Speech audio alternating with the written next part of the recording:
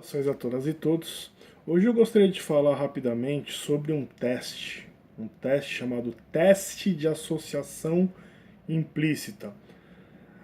Ou IAT, a sigla em inglês. É um teste que foi desenvolvido pela Universidade de Harvard, que ele diz a respeito de nosso consciente e do nosso inconsciente. Quais assuntos conscientes ou inconscientes esse teste vai tratar? Como nós associamos é, certas palavras, certas imagens, certos temas, certos sentimentos com relação a raça, com relação à orientação sexual, com relação a gênero, tá? E entre outras coisas.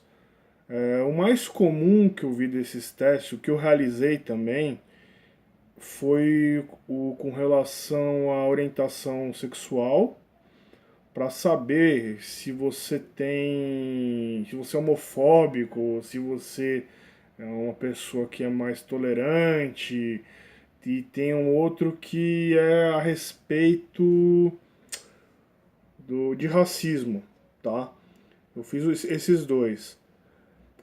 Quando você termina o teste, eu não vou falar como é o teste, porque senão atrapalha. Eles falam para não se comentar, tá? Como ele funciona, como ele é desenvolvido. Mas ele é um teste que ele vai exigir um pouquinho de velocidade.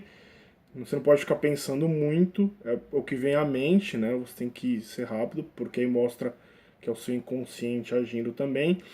E no final ele vai mostrar esse teste, você vai perguntar se você concorda, etc, mas ele mostra assim, se você está num nível neutro, né, ou se você está mais predisposto a uma linha ou a outra linha. Por exemplo, com relação ao teste de racismo.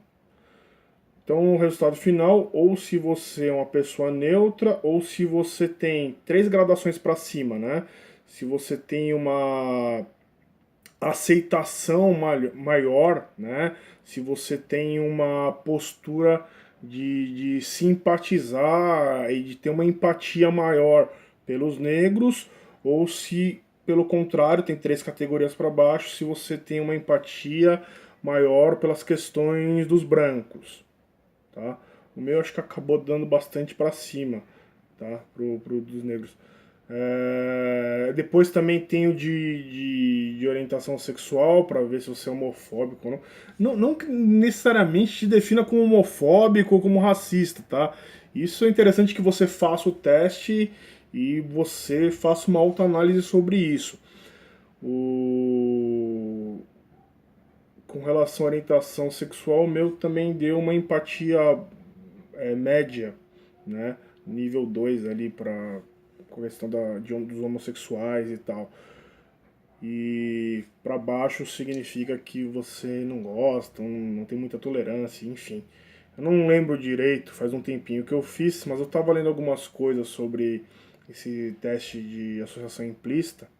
Eu achei interessante, né? Porque eu vi alguns dados que parece que em 1958, 94% das pessoas nos Estados Unidos eram contra casamentos interraciais.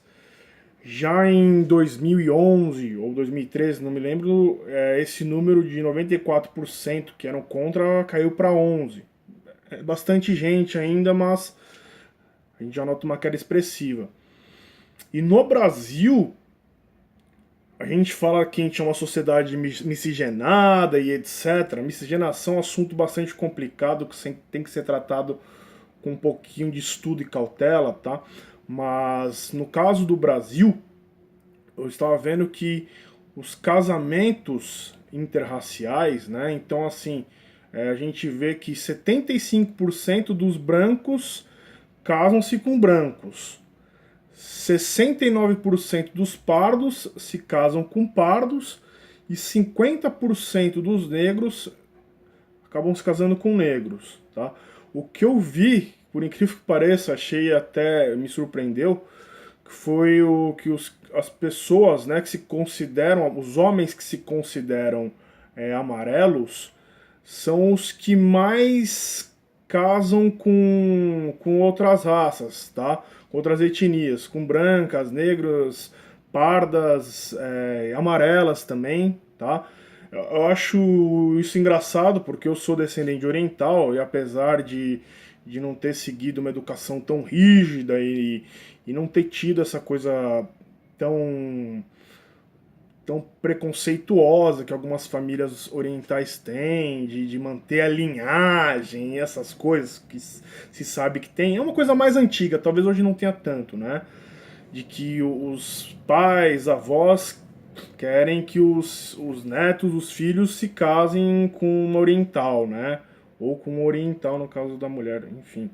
Mas eu achei interessante isso, porque já vai quebrando bastante desse mito de que os amarelos são uma ilha de segregação. Não estou dizendo que não exista isso ainda, tá?